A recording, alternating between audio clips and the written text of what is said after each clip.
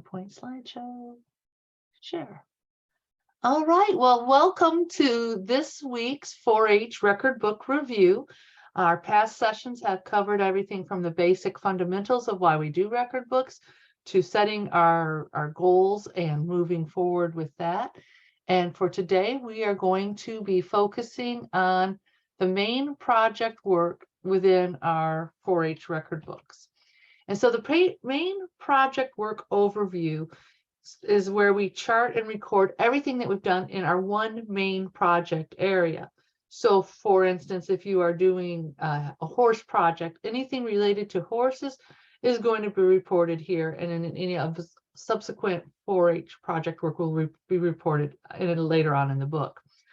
The judges are primarily looking for three things. They're looking at the amount of project work, the variety of the project work, and the quality of that project work. They want to make sure that you are getting a diverse experience within that, for instance, horse project. They want to see that you're doing more than just riding poles or barrels in your horse, but they want to make sure that you're doing all aspects of horse care, elements of anything and everything regarding horses. So in the record book, where that happens is in the section C, where you're going to report that. And what they're really looking for is specifically is numbers. They like to see numbers, but also a progression in those numbers. So they want to see that you're doing a little more each year, and fully recognizing that in the record books that we are seeing in the next few years is that in 2019, 2020 here, we're not going to see a whole lot, and that's okay, because everybody else's books are going to have a little downtick for the 2019, 2020 years. And so in the record book that you can download, you can just tab through it, put them in, be specific, say, activity and hours worked with horses. I've seen people talk about trotting, upkeep, feeding, and I'll show you some examples here in a minute. So the judges are looking for, again, that growth and development. They're wanting to see as the years progress that they start off with just basic stuff in one year, but as they progress, they should be seeing more and more activities being reported. And if you're new to a record book, it's okay. We expect you to need improvement. You're just starting off at a record book. So those just doing a beginner record book or an intermediate might not have a lot, but that's okay. There's always room for improvement. But as they go on to have 4 skills or activities reflected in that project work, they want to see various aspects. So this is the number of activities. This is the aspects of that project. And I'll show you some examples here in a second. Easy points left on the table, use numbers. That's an automatic 2 points, and present it organizationally in a way that the judges can follow that. And if you use that template we provide, it sets it out consistently and easy.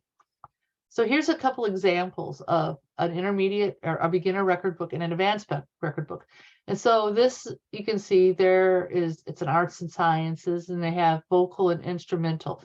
And so you can see they have choir lessons, they have hours practice. So the number of lessons they took, and then the number of hours that they practiced. And you can see they're progressing as they go. They're practicing more. They might be having consistent lessons, but they're putting in more time and effort. And you can see as they age and mature in their 4-H career, they're also tackling other elements. They're picking up piano lessons, banjolel, I read that as banjo, violin, but you see they're picking up more instruments as they go, and they're practicing more. So that shows an advancement in working things. They might not have a lot reported in 2019, but they're showing progression. And so that's what we're liking to see. And so this beginner record book did quite well. As an advanced record book, you can see this is working on another art project. And so they have attending classes, watching videos. These are overview stuff that they've been doing, time drawing and various mediums that they are using. So they're talking about using spray paints or latex. And so they're showing other elements of this art project. It's not enough to say, I did art 5 times, 8 times, 10 times. They're showing a diversity in experiences within that. And so that's really what the judges are looking at when you see them asking variety of activities here. this would count as 8 variations because they're showing the different elements within that. Also looking at a traditional animal project, you could see, they have both of these are animal sciences. Again, beginner and advanced. So you see that they're not only reporting that how many rabbits they had, but what they're doing, feeding, watering, cleaning, and then their chickens and swine and all the same elements. So they're showing a variety of activities within that project work, but also showing how they're progressing in time. And there could be downtime. So for instance, we went from 30 dozen to 15 dozen. When you read the 4-H story, they'll probably be telling you what happened here. Did a raccoon invade the hen house? Did something happen that diminished the quantity here? And so this is something, if you see something in your 4-H or youth about it, well, I can tell what happened. Look, we have 27 chickens. They went down to 5 chickens. So something happened here. And I'm sure that their 4-H story will reflect that at the end. Advanced, here's that horse. They're talking about how many horses they have, how much they cared for them, the shows, the rodeos, the virtual shows. So we should see an uptick in that, right, in the 2020s. But then also, talking about all the other elements of working with the animals that they have. And judges love to see dollar values. Don't feel obligated if you don't have it, but it is pertinent to show tracking of financial literacy. So that's another big thing that our judges will be looking at when they look at project work overview. Continuing on in the educational experiences in the main project, this year we have a new category. And so you will see this little A here. That indicates the level where educational experiences take place. And these are just some of the elements of educational experiences that we suggest they have. We have tours, camps, interviews, demonstrations, judging events. Interviews is listed twice. It's just so good. Competitions, consumer experiences, so elements of like shopping for things that are related to your main project. Interviews again, books read, pamphlets read. When we come back to this, they're going to want to see the level, the activity you took place, the level that it took place, and what they did, and the number of times they've done that perhaps. These levels are local, so that's something within their immediate club or community. County for C. Area is our new one, A, and that refers to like multi-county events. So if you have like a quad day where you're doing something that's not quite district level, but it involves multiple counties within a region. So down here in Southeast Arkansas, we used to do what was called a quad day, where we would have Drew County, DeShay County, Ashley County, and Chico County. We would all get together and do something for all of our 4-H youth. That would be an area kind of thing to report. District is a district level event. Think about your district-oramas or something happening just solely within everybody in the Ouachita district is involved, or everybody in the Ozark district. State level, think about state-oramas or state camps and things of that nature. Regional would be a multi-state effort. So for instance, if they went to Southern Region TLC, they would be able to count that. Or if they went to a specific Southern region kind of event, that would go there. It's a multi-state level. And then of course, national, which is, as it implies, things like CWF or Congress or heading out to Western Roundup, these kind of national events that our 4-Hers may take place at. And so what we're looking for the judges when they're looking at this is looking for that variety of learning experiences. And it's, again, quantifiable. If they only did two things for education, they're going to need improvement up to at least 7 different types of educational experiences. And when they're talking about the different types, here you can look at this element right here where it says when it's talking about looking at talks, demonstrations, individual instructions, exhibits, workshops. These are that would be the variety. That's that type of learning experience. And then the depth is, are all those educational experiences only in one element, or are they expanding different elements of your project area? So let's kind of look at an example, and I see I have to add an A there. So for instance, if you are doing here they have tours taken, consumer experiences, workshops attended, and individual experiences.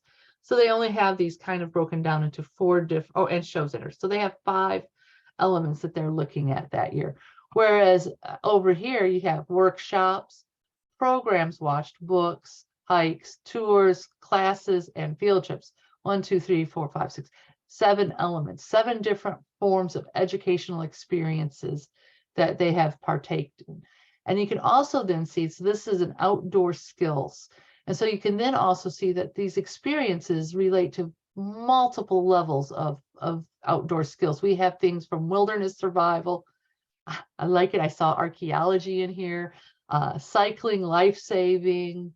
They have well over 6 to 7 elements within that outdoor adventure project that this young man was working on, and the various places that they went on hiking. Everything from the sand dunes in Colorado, which is a difficult one, the Grand Tetons. This actually looks like a pretty epic trip in 2021. I would live vicariously through that one. Different field trips. Again, these are almost a little thing overlap there. Oops, I'm sorry, I'm skipping ahead. All right, my mouse has taken over. And so you can see just the breadth. And this on the left is an intermediate record book. We don't expect them to have as many things as you might find in an advanced record book. So keep that in mind. There's always room to grow, and that we don't expect a perfect record book for your intermediate or your beginner level. We want them to have those elements of growth to learn from the rubrics that we do on. The element for project work is that we also can report up to 3 projects, no more than 3. And reason we do this is we want our 4-Hers to have a diversity of experience. We don't want them to be solely focused on one element, but to recognize that to be a well-rounded 4-Her, they need to delve into other elements. Do we expect the same amount of intensity and experiences that they have in the main project area? Of course not. But we do want them to take an opportunity to explore other things while they're doing their 4-H experience.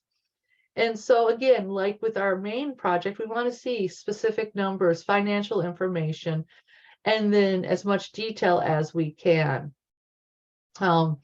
It's going to be reported the same way. So it's going to be looking at the activities and learning experiences and the diversity of them.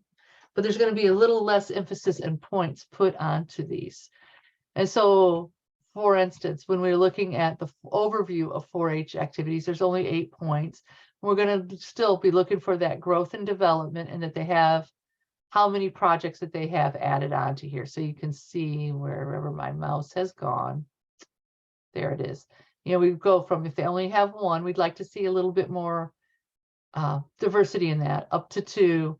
And we're going to revisit this section eventually to see, to see if we need to de-emphasize this a little more. But we really do want our 4-Hers to have a wide breadth of experiences. And so we would like to see 3 reported. But not just that they're doing it, but they're doing a little more in it than just, oh, I went to a talk on how to bake. Doesn't make it a baking project. Again, the educational experiences within those 3 subsequent projects. Again, we're going to be looking at the variety of experiences, looking at, where they were getting their educational information from, the depth of that learning experience, and then the level at which those took place. And so for a couple examples here, we have looking at overview. These are both going to be animal science projects. One's an intermediate, one is an advanced.